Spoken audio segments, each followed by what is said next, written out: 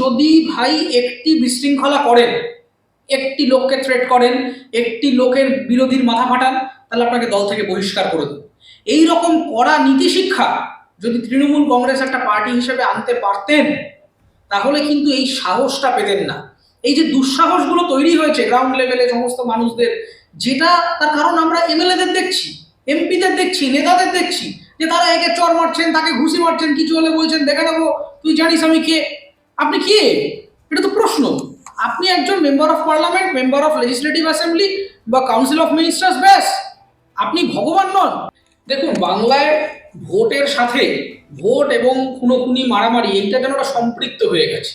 মানে এরকম অদ্ভুত রিপারকাশন আমি মানুষের মধ্যে দেখছি, যখন ভোট হচ্ছে এবং একটাও বোম পড়ছে না, মানুষ যেন অবাক হয়ে যাচ্ছে যে মা আজকে একটা বোম পড়েনি। কিন্তু এইটা মানে এটা নয় যে মানুষ আপনাকে ভোট দিয়েছে এবং আপনি মাথা কিনে নিয়েছে এবং আপনি যা খুশি করবেন, কোর্টকে ধমকাবেন, চমকাবেন, পুলিশকে একেবারে রোবট বানিয়ে ফেলবেন, যা খুশি করবেন, একে মারবেন, তাকে মারবেন, ইত্যাদি করবেন। এই যে অ্যাপ্রোচটা, এই অ্যারোগেন্স অ্যাপ্রোচটা পার্টি লেভেল থেকে প্রত্যেক পার্টির উচিত যে তাদের গ্রাউন্ড লেভেলে এই কড়া নির্দেশ দেওয়া, যে যেই মুহূর্তে অভিযোগ আসবে পরের দিন এই ব্যক্তিকে সাসপেন্ড করা হবে দল থেকে। মন্ত্রী মঞ্চে উঠে 2 অক্ষর 4 অক্ষর দিয়ে ভাষণ শুরু করছে, তো আমি কি শিখবো? আমিও শিখবো যে আমার পাড়ার বিজেপি বা তৃণমূলের ছেলেটাকে দেখলে ওইভাবেই কথা বলবো, এটাই স্ট্যান্ডার্ড। তাহলে আমাকে বুঝে নিতে হবে there is a massive democratic administrative failure.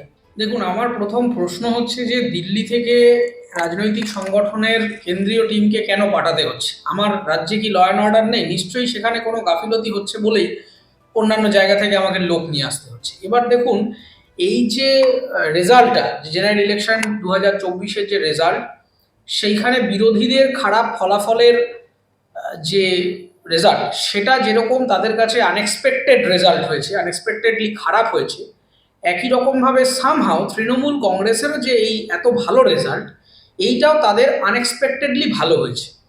That's why ground লেভেলে বেশ কিছু লোকজনের একটা অ্যারোগ্যান্ট একটা বিহেভিয়ার চলে এসছে, যেটা কিছুদিন আগে আপনারা এমএলএ সোহম চক্রবর্তীর কাজেও আপনারা দেখলেন, যে একটা সাধারণ জিনিসে যে গায়ে হাত তুলে দেওয়া, এই যে বলা যে চেনেন আমি কে, আমি, এই যে একটা ব্যাপার। দেখুন, আপনি কেউ নন, প্রথম কথা। এই আপনারা যারা পাড়ার নেতা, পাড়ার দাদা, অমুক তুসু বলে নিজেদেরকে ভগবান ভাবছেন, ভগবান বা ভাবার কিছু নেই। আপনারা ভগবান নন, আপনারা বিয়ন্ড ল অ্যান্ড অর্ডার কখনোই হতে পারেন না। আপনি একটা নির্দিষ্ট রাজনৈতিক আদর্শে বিশ্বাস করেন, সেই আদর্শে আমি সহমত পোষণ করতেও পারি, নাও করতে পারি। আপনি আমার বিরুদ্ধে যুক্তি উপস্থাপনা করবেন, আমি আপনার বিরুদ্ধে যুক্তি উপস্থাপনা করবো, এটাই তো স্বাভাবিক গণতান্ত্রিক পরিবেশে, এটাই নিয়ম। এবার একটা জিনিস আমি যেটা খুব অবাক লাগে, সেটা হচ্ছে, যেটা আমাদের সামগ্রিকভাবে দেশের সমস্যা বলে আমি মনে করছি, যে একটা সরকার যখন নির্বাচিত হয়ে যায় বা একজন জনপ্রতিনিধি যখন নির্বাচিত হয়ে যাচ্ছে, যতক্ষণ তিনি ভোটে লড়লেন, ভোটে কমব্যাট করলেন, তখন তিনি একটা দলের প্রতিনিধি হিসেবে লড়লেন। নির্বাচিত হয়ে যাওয়ার পর তিনি এমপি হলেন বা এমএলএ হলেন বা মন্ত্রী হলেন, তখন কিন্তু তিনি সকলের এমপি, সকলের মন্ত্রী। তখন কিন্তু তিনি তৃণমূলের বা বিজেপির এমপি বা এমএলএ নয়। আমার এলাকায় আমি তৃণমূল কংগ্রেসের বিরুদ্ধে খবরের কাগজে লিখছি বা ইউটিউব চ্যানেলে বলছি, তার মানে এটা নয় যে সৌগত রায় মহাশয়কে আমি আমার এমপি হিসেবে স্বীকার করি না। তিনি একজন নির্বাচিত জয়ী জনপ্রতিনিধি এবং অনারেবল মেম্বার অফ পার্লামেন্ট। আমার চোখে তিনি এমপি, আমি এক্সপেক্ট করব যে তার চোখেও আমি একজন ইকুয়াল সিটিজেন হব। এখানে যে সমস্যাটা তৈরি হয়েছে, যে পুলিশ প্রশাসন, এমএলএ, এমপি এরা ধরে নিয়েছেন যে রাজ্য সরকার এবং তৃণমূল কংগ্রেস এই দুটো একে অপরের পরিপূরক বা দুটো একই, এই দুটো কখনোই এক নয়। মুখ্যমন্ত্রী মমতা বন্দ্যোপাধ্যায় আর তৃণমূল কংগ্রেসের লিডার মমতা বন্দ্যোপাধ্যায় দুটো সেপারেট পার্সোনালিটি, তাদের স্কোপ অফ সার্ভিস আলাদা, তাদের যে মানে স্টেক হোল্ডার্স তারা আলাদা। একজন পুলিশ অফিসারের তৃণমূল বিজেপি হয় না। একজন, আমি ধরুন একজন ভিকটিম, আমাকে কেউ ডিস্টার্ব করেছে, থ্রেট দিয়েছে, হুমকি দিয়েছে, কোনো বিপদে পড়েছি, সেটা রাজনৈতিক হিংসা হতে পারে অথবা সাধারণ চুরি ডাকাতি খুন খামারি হতে পারে। আমি পুলিশের কাছে যাব, পুলিশ আমাকে ইকুয়ালিটি বিফোর লয়ের প্রিন্সিপালে তিনি একজন আমাকে নাগরিক হিসেবেই দেখবেন। আমি হিন্দু না মুসলমান, তৃণমূল না বিজেপি, বেটে না কালো না লম্বা ফর্সা, এটা জাজমেন্ট হবে না একজন পুলিশের কাছে।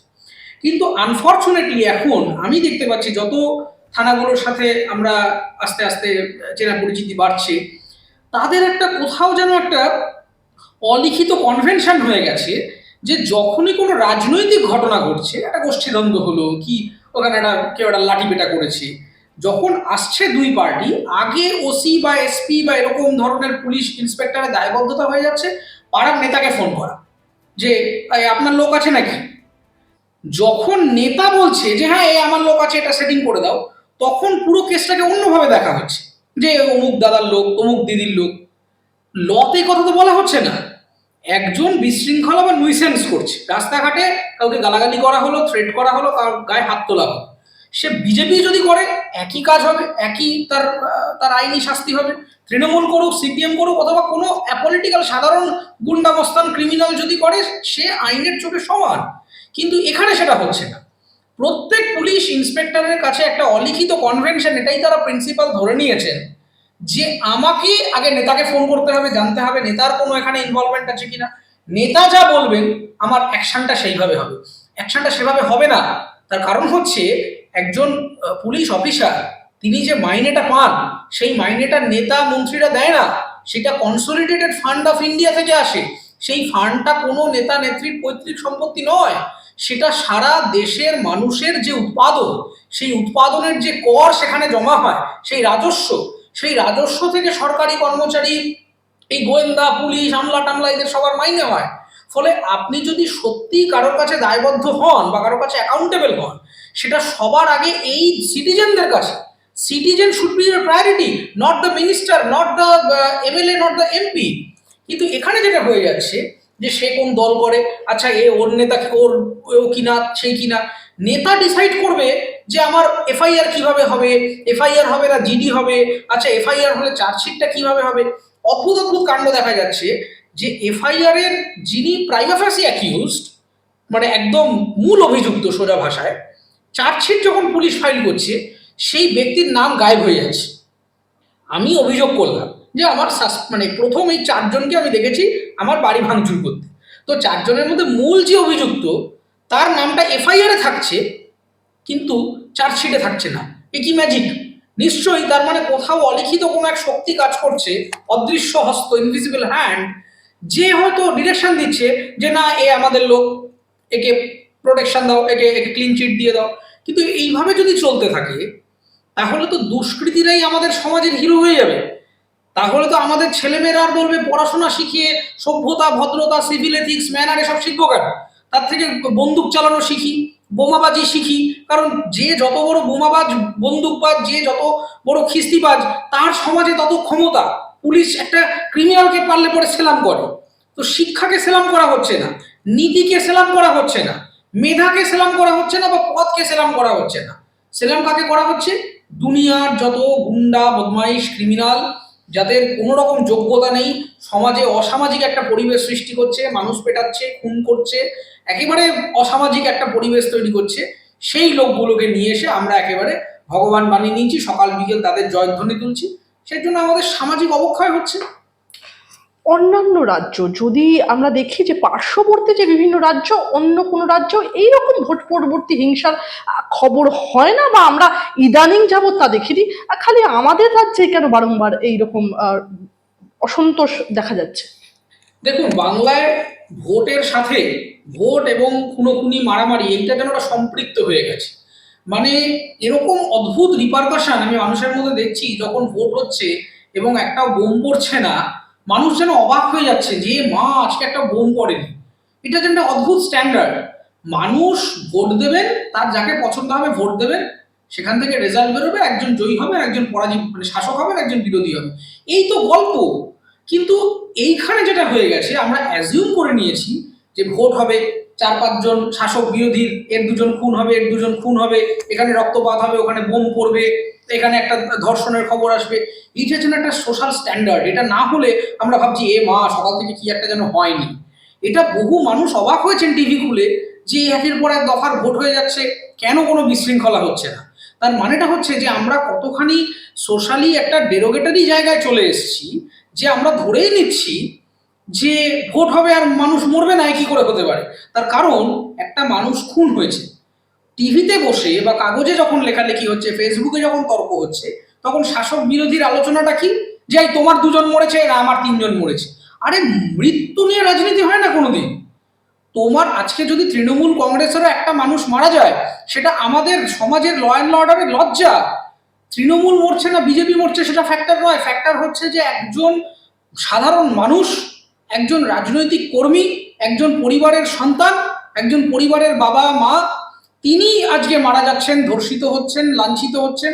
সেই দায়টা আমাদের সমাজে, একজন মৃতদেহের গায়ে লেখা থাকে না তিনি তৃণমূল করতেন বলে তিনি মারা গেছেন তাই সেটা জাস্টিফাইড, বা বিজেপি করতেন বলে মারা গেছে জাস্টিফাইড।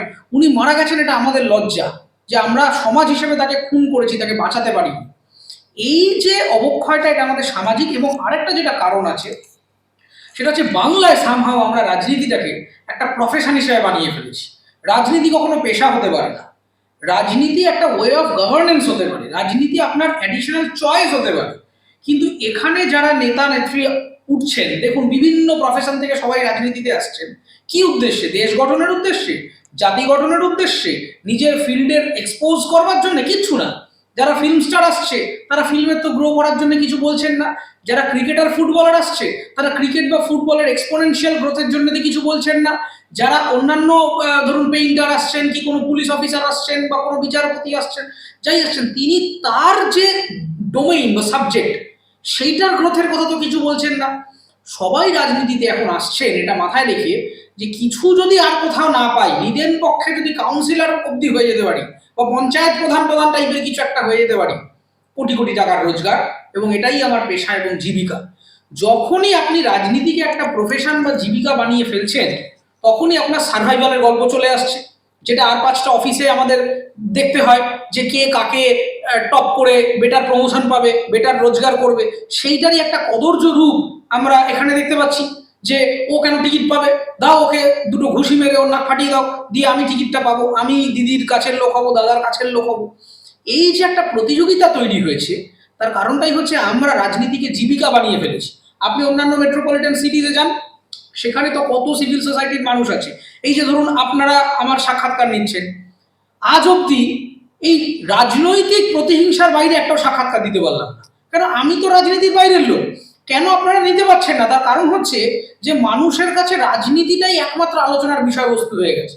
সকালবেলা এই মোদি কি করলো, এই মমতা কি করলো, এর বাইরে যে একটা বিরাট পৃথিবী আছে, ব্যবসা বাণিজ্য আছে, জীবিকা আছে, বিজ্ঞান আছে, আমরা তো কোনোদিন একটা আলোচনা করছি না যে আচ্ছা বিজ্ঞানের কি অগ্রগতি হচ্ছে, আচ্ছা ক্লাইমেট চেঞ্জে কি হচ্ছে, আচ্ছা অর্থনীতির কি সমস্যা হচ্ছে, নতুন কি স্কিল এলো, আচ্ছা নতুন কি প্রযুক্তি এলো, এই নিয়ে আলোচনা করতেই পারছি না। কারণ মানুষকে আমরা এমন একটা মানে চারিদিকে দেওয়ালবন্দি করে রেখেছি, সকালবেলা খবরের কাগজ থেকে বিকেলবেলা পাড়ার ক্লাবের আড্ডা। আমি আমার নিজের ক্লাবের কথা বলতে পারি, এক সময় সেখানে খেলাধুলো নিয়ে আলোচনা হতো, ফুটবল নিয়ে আলোচনা হচ্ছে, খেলা হচ্ছে, ক্যারাম খেলছে। এখন সেই ক্যারামের আড্ডাতেও ঢুকে গেছে মোদি মমতা কি করলেন, ও কি করলো, আমার নেতা এই করলো। এই কন্টিনিউয়াসলি যে নেতাদের সাথে থাকার একটা যে ব্যাপার, যে আমি কিছু করি না করি আমাকে ওই দাদার সাথে থাকতে হবে, অমুক দাদা তমুক দাদা, এই যে এটা দাদাইজিম একটা তৈরি হয়েছে আমাদের আশেপাশে, এর কারণটাই হচ্ছে যে আমরা রাজনীতির বাইরের পৃথিবীটা থেকে বাঙালি হিসেবে কমপ্লিটলি সরে এসেছি। আমরা সংস্কৃতি নিয়ে, ভাষা নিয়ে, কৃষ্টি নিয়ে, বিজ্ঞান নিয়ে, অর্থনীতি নিয়ে, পরিবেশ নিয়ে আলোচনা করতেই পারছি না। কে আলোচনা করবে? আপনি একটা সভা করে ক্লাইমেট চেঞ্জ নিয়ে বলুন, একটি লোকও শুনতে আসে না। কিন্তু সভা করে বলুন যে মোদি কত বড় চোর বা মমতা কত বড় চোর, 500 লোক হ্যাঁ কি বলছে শুনি। এইটাই যেন একমাত্র অ্যাটেনশন বা ফোকাস পয়েন্ট হয়ে গেছে।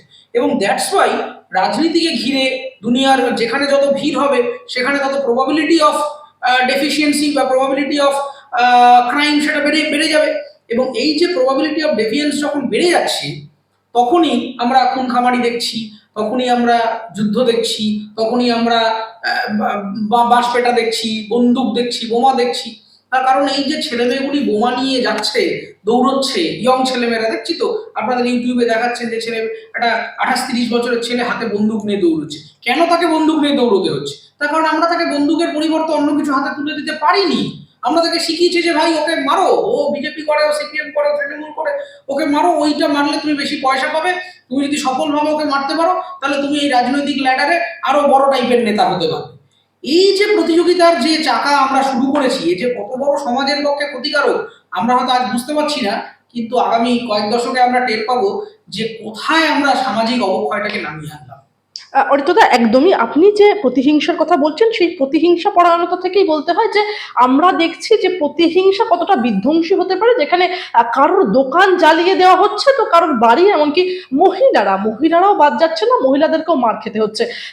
এখন প্রশ্নটা হচ্ছে কি কি পদক্ষেপ নিলেই এই যে ভোট পরবর্তী হিংসা এটা আটকানো যাবে না? এবং এর সাথে আরো একটি সংযোজন করতেই হয় যে রাজ্যের প্রশাসনিক প্রধান যিনি পুলিশ মন্ত্রী, অর্থাৎ মুখ্যমন্ত্রী, কেন এটাকে শক্ত হাতে দমন করছেন না? দেখুন, পুলিশ যদি মনে করে যে তারা এই ক্রাইমগুলো হতে দেবেন না, তাহলে অ্যাবসলিউটলি যদি zero zero tolerance method police অবলম্বন করে। আমি বাংলার পুলিশের সাথে ঘনিষ্ঠ মহলে কাজ করেছি বিভিন্ন প্রজেক্টে প্রফেশনালি, সেজন্য আমি জানি যে তাদের কি পরিমাণ নেটওয়ার্ক আছে, কি পরিমাণ ইনফ্রাস্ট্রাকচার আছে। ফলে কেউ যদি বলে যে ওখানে এটা হয়েছে, ওখানে একটা আততায়ী একটা দুষ্কৃতির একটা আড্ডা বসেছিল, পুলিশ জানে না, এই কথাটা আমি বিশ্বাস করব না। তার কারণ আমি খুব ভালো করে জানি যে প্রত্যেক থানার কাছে যথেষ্ট ইনপুট থাকে যে কোথায় কোন লোকটা বদমাইশি করছে, কে কোথায় ড্রাগ পাচার করছে, কে কোথায় অস্ত্র পাচার করছে, কোন ক্রিমিনাল কোথায় কি রকম ফন্দি আটছে। কিন্তু পুলিশরা করেন না। আইদার তাদের পলিটিক্যাল কম্পালশন আছে, যেটা আমি শুরু থেকে বলে আসছি, যে এক্সিকিউটিভ মেশিনারির ওপর থেকে রাজনৈতিক বায়াসনেসটা সরিয়ে দিন, পুলিশকে স্বতন্ত্রভাবে কাজ করতে দিন। পুলিশ যদি নেতার কথায় ওঠে বসে, পুলিশের যদি নিজস্ব যে মেরুদণ্ড, নীতি শিক্ষা, আইনি শিক্ষা, সেই শিক্ষা যদি অপারেট না করতে পারে, তাহলে কোনোদিন এই জিনিস বন্ধ করা যাবে না। এটা হচ্ছে প্রথম। পুলিশকে জিরো টলারেন্স মেথড নিতে হবে, যে একটা জায়গায় আমি যদি দেখি এমন দৃষ্টান্তমূলক শাস্তি হবে যে আগামী দিনের কোনো ক্রিমিনাল ওই কাজটা করার আগে 4 বার ভাববে। কিন্তু সেটা তারা করেন না। তার কারণ হচ্ছে এই যে বললাম, কোনো এক অদৃশ্য হস্ত তাদের মাথার উপর আছে, যার জন্য ক্রিমিনালরাও আশ্বস্ত বোধ করছেন। যে তারা আগে কি হতো, আগে আমরা দেখতাম মারতে টারতে এলে মুখোশ টুকোশ পড়ে আসতো, যাতে কোনো ক্যামেরা ট্যামেরায় ধরা না পড়ে, কেউ যাতে আইডেন্টিফাই করতে না পারে। রিসেন্ট টাইমস আমি দেখছি যে যারা এই দুষ্কৃতী, তারা ওসব পরোয়া করছেন না, যে দেখা গেছে তো কি হয়েছে, সিসিটিভির দিকে তাকিয়ে দরকারে হেসে হেসে আমি খুন করবো। তার কারণ হচ্ছে যে দে আর ফিলিং সেফ, তারা আশ্বস্ত বোধ করছে। কিসের জন্য আশ্বস্ত বোধ করছেন? আপনি একটা অসামাজিক কাজ করছেন, কিসের আশ্বস্ত? আপনার তো ভয় থাকা উচিত যে আপনি একটা খুন করছেন, একজনকে মারছেন এবং একজনকে ধর্ষণ করছেন, আপনার তো আইনের থ্রেট থাকা উচিত। তার মানে কোথাও সেই অদৃশ্য হস্ত আপনার মাথার উপরেও আছে। আপনি ধরে নিচ্ছেন যে ঠিক আছে, একে মারলাম, পা ভেঙে দিলাম, মাথা ফাটিয়ে দিলাম, তো কি আছে, থানায় গিয়ে বলবো, পুলিশের সাথে সেটিং করে নেবো। না, এই সেটিং তত্ত্ব বাদ দিতে হবে সবার আগে। যে পুলিশের কোনো তৃণমূল, বিজেপি, কংগ্রেস, সিপিএম কিচ্ছু হবে না। একটা ক্রাইম হবে, পুলিশ তার লাঠি হাতে তুলে নেবে। এইটা যদি পুলিশ করতে পারে, জিরো টলারেন্স টু ক্রাইম, তাহলে আমি আপনাকে লিখে দিচ্ছি, যদি সদিচ্ছা থাকে একটি ঘটনা আপনারা দেখতে পারবেন না। কিন্তু সেই সদিচ্ছাটা নেই। তার কারণ political intervention in every administrative and executive sphere. প্রতি মুহূর্তে তাদেরকে বলে দেওয়া হচ্ছে যে একে করো না, এ ওর লোক আছে, তার লোক আছে, কারোর লোক আমার দরকার নেই। ক্রাইমের কোনো লোক হয় না। ক্রাইম এবং ক্রিমিনাল দুজনেই সমাজের জন্য ক্ষতিকারক, এবং তাদেরকে কিভাবে সেটাকে আমরা একদম ইরেজ করতে পারি সমাজ থেকে, সেই দিকে আমরা এগিয়ে যাব। এবং মমতা বন্দ্যোপাধ্যায় পুলিশ মন্ত্রীর আগে তার তো একটা আলাদা পরিচয় আছে, তৃণমূল কংগ্রেস সুপ্রিম, এবং এখন তৃণমূল কংগ্রেসের হাল ধরেছেন অভিষেক বন্দ্যোপাধ্যায়। এই দুজন মানুষের কড়া নীতি আনতে হবে তার গ্রাউন্ডকে অপারেট করবার জন্য। যে আপনি যদি ভাই একটি বিশৃঙ্খলা করেন, একটি লোককে থ্রেট করেন, একটি লোকের বিরোধীর মাথা ফাটান, তাহলে আপনাকে দল থেকে বহিষ্কার করে দেবে। এইরকম কড়া নীতি শিক্ষা যদি তৃণমূল কংগ্রেস একটা পার্টি হিসেবে আনতে পারতেন, তাহলে কিন্তু এই সাহসটা পেতেন না। এই যে দুঃসাহসগুলো তৈরি হয়েছে গ্রাউন্ড লেভেলে সমস্ত মানুষদের, যেটা তার কারণ আমরা এমএলএদের দেখছি, এমপিদের দেখছি, নেতাদের দেখছি, যে তারা একে চর মারছেন, তাকে ঘুষি মারছেন, কিছু হলে বলছেন দেখে নেবো, তুই জানিস আমি কে। আপনি কে? এটা তো প্রশ্ন। আপনি একজন member of parliament, member of legislative assembly বা কাউন্সিল অফ মিনিস্টার্স, ব্যাস। আপনি ভগবান নন। আপনার 4টে হাত 4টে পা নেই। আপনি পায়ে হেঁটে রাস্তা দিয়ে চলেন, উড়ে উড়ে আসেন না, আপনি ভ্যানিশ হয়ে যান না। আপনি কোনো একেবারে মহাজাগতিক ব্যক্তি নয়। আপনি মানুষের দ্বারা নির্বাচিত প্রতিনিধি।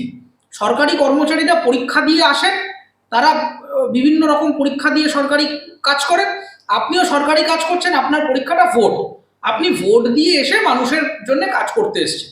কিন্তু এইটা মানে এটা নয় যে মানুষ আপনাকে ভোট দিয়েছে এবং আপনি মাথা কিনে নিয়েছেন এবং আপনি যা খুশি করবেন, কোর্টকে ধমকাবেন, চমকাবেন, পুলিশকে একেবারে রোবট বানিয়ে ফেলবেন, যা খুশি করবেন, একে মারবেন, তাকে মারবেন, ইত্যাদি করবেন। এই যে অ্যাপ্রোচটা, এই অ্যারোগেন্স অ্যাপ্রোচটা পার্টি লেভেল থেকে প্রত্যেক পার্টির উচিত যে তাদের গ্রাউন্ড লেভেলে এই কড়া নির্দেশ দেওয়া, যে যেই মুহূর্তে অভিযোগ আসবে পরের দিন এই ব্যক্তিকে সাসপেন্ড করা হবে দল থেকে।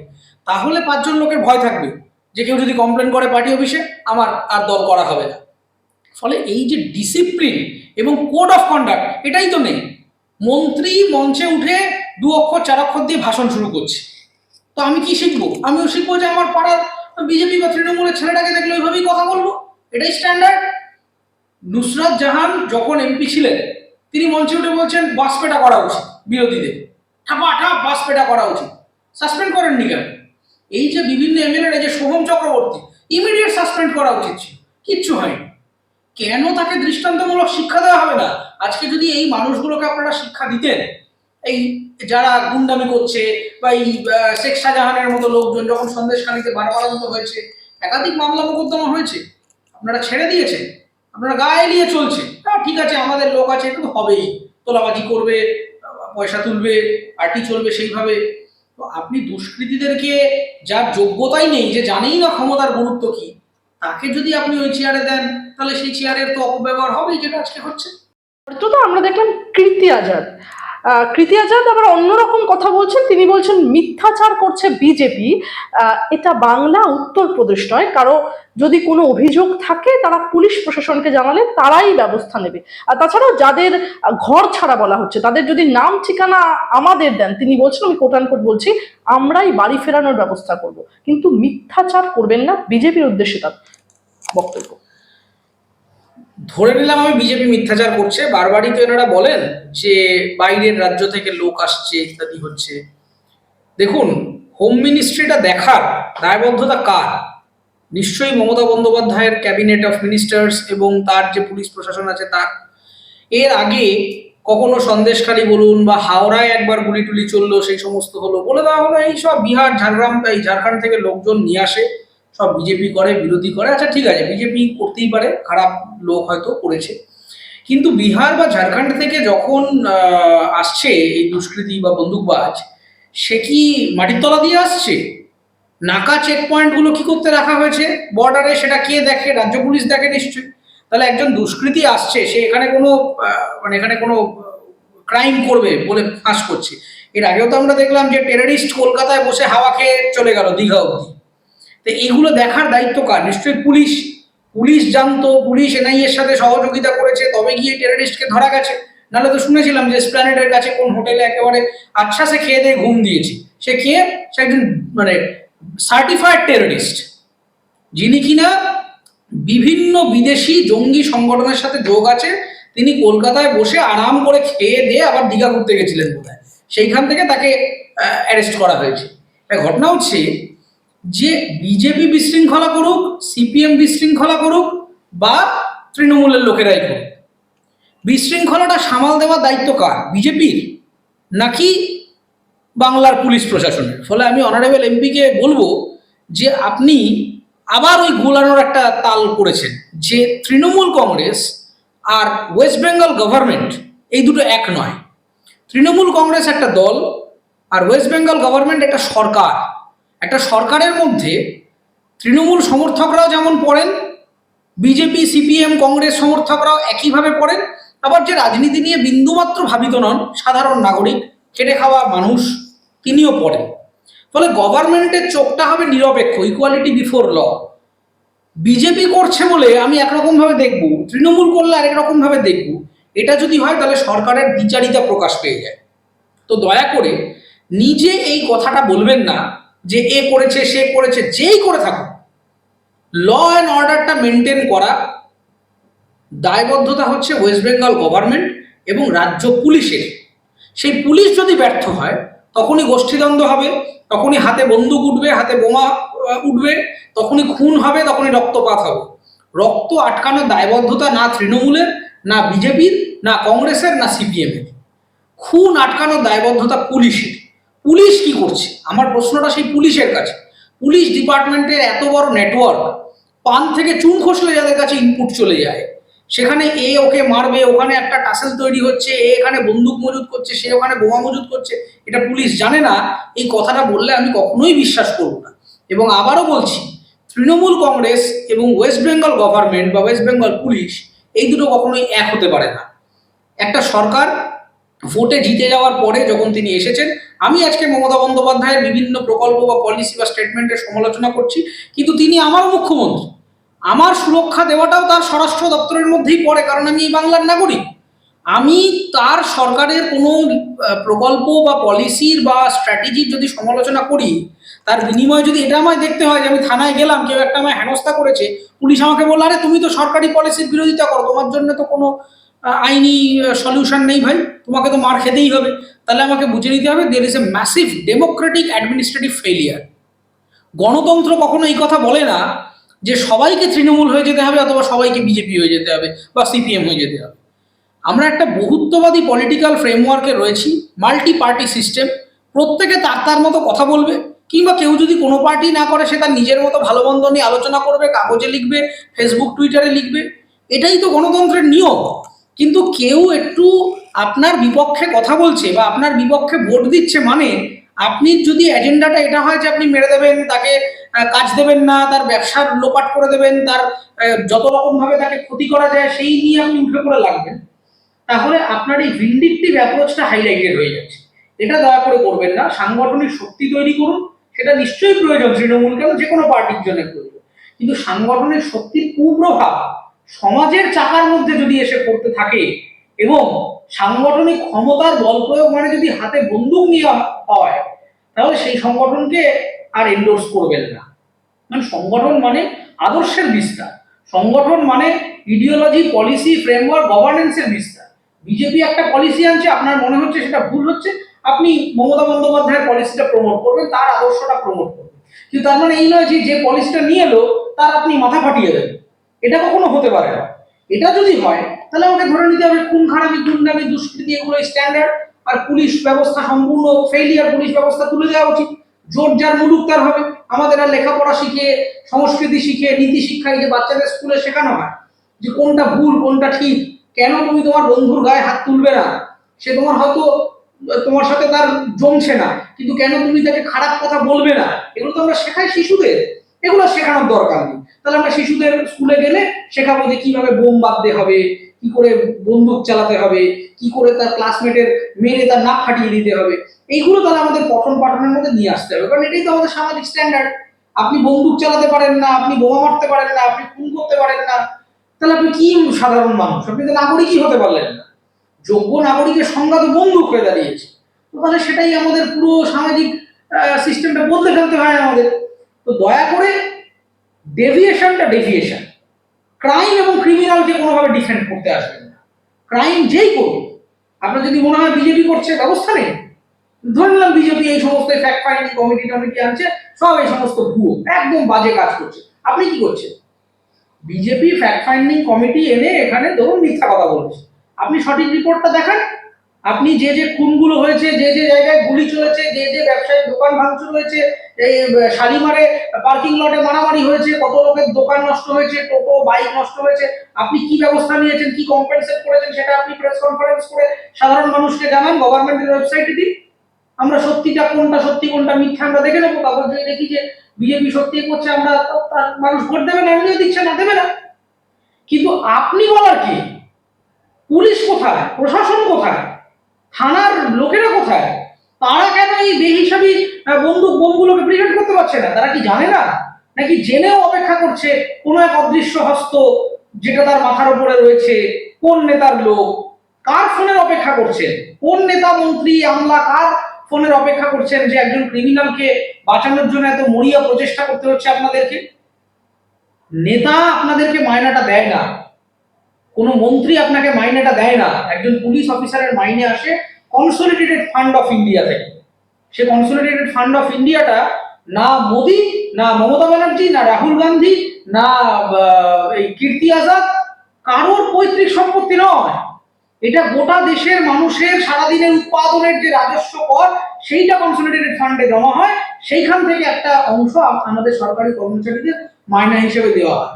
ফলে আপনার যদি কোনো স্টেক হোল্ডার হয়, আপনি যদি কারোর কাছে অ্যাকাউন্টেবল হন, সেটা কোনো পাড়ার নেতা নয়, সেটা দেশের সাধারণ নাগরিক, যার পরের টাকায় আপনাকে ওই ক্ষমতা দেওয়া হয়েছে, ওই অস্ত্র দেওয়া হয়েছে, ওই হাতিয়ার দেওয়া হয়েছে, ওই আইনি ক্ষমতা দেওয়া হয়েছে, যার টাকায় আপনি বেতন পান, আপনি সেই মানুষটাকে সুরক্ষা দেওয়া, সেই সমাজটাকে প্রোটেক্ট করাটার জন্য আপনাকে ওই পজিশনটা দেওয়া হয়েছে। সেই চেয়ারের গুরুত্ব বুঝুন। একটা থানার ওসি, এসপি, এসআই এগুলো ইয়ার্কির ব্যাপার না যে সে সেখানে বসতে পারে না। তার জন্য পরীক্ষা দিয়ে অনেক পড়াশোনা করে শিখে আপনারা নীতি শিক্ষা শিখেছেন তো, শপথ নিয়েছেন তো। সেই শপথে কি নেতার নামে শপথ নিয়েছেন না ভারতীয় সংবিধানের নামে শপথ নিয়েছেন? সংবিধানটা কি মানে নরেন্দ্র মোদীর পৈতৃক সম্পত্তি না মমতা বন্দ্যোপাধ্যায়ের পৈতৃক সম্পত্তি? এটা দেশের নাগরিকদের সম্পত্তি। আপনি নাগরিকদের নামে শপথ গ্রহণ করেছেন, দেশের নামে শপথ গ্রহণ করেছেন। কোনো গুন্ডা, বদমাস, ক্রিমিনাল, ওই পাড়ার মাফিয়া তার নামে শপথ গ্রহণ করতে আসেননি। আপনি তাকে বাঁচাবেন না, দয়া করে বাঁচান দেশের মানুষকে, যাদের ওপরে জুলুমবাজি করছে এই দুনিয়ার ক্রিমিনালরা। এইটুকুই আমার আবেদন থাকবে।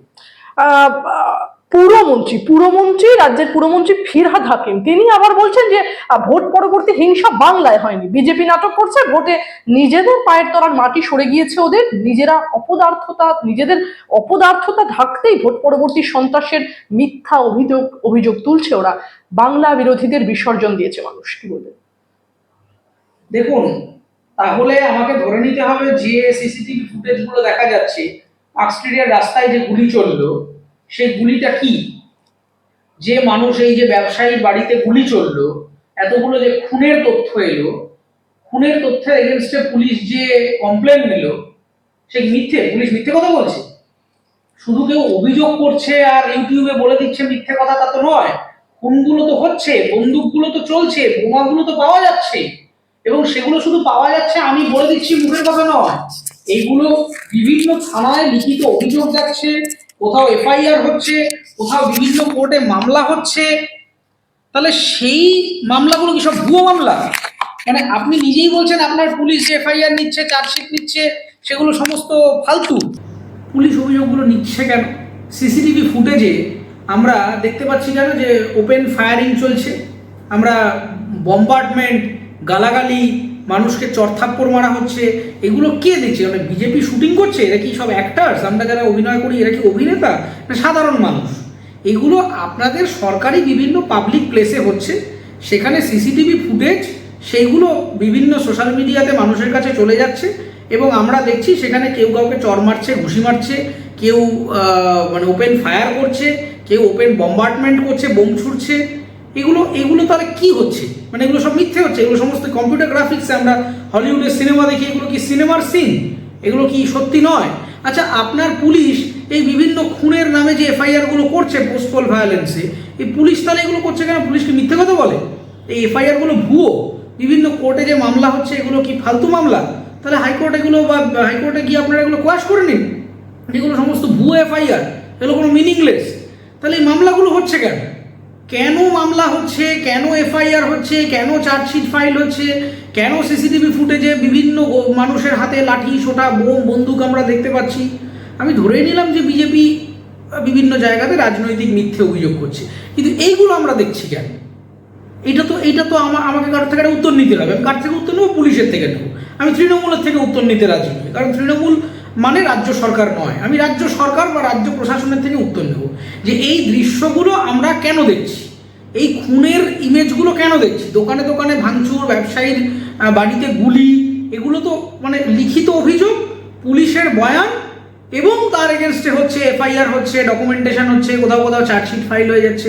তাহলে আমাকে ধরে নিতে হবে যে এই নেতারা ঠিক কথা বলছেন আর পুলিশ সম্পূর্ণ মিথ্যে কথা বলছে। তাহলে পুলিশটাকে তুলে দিন।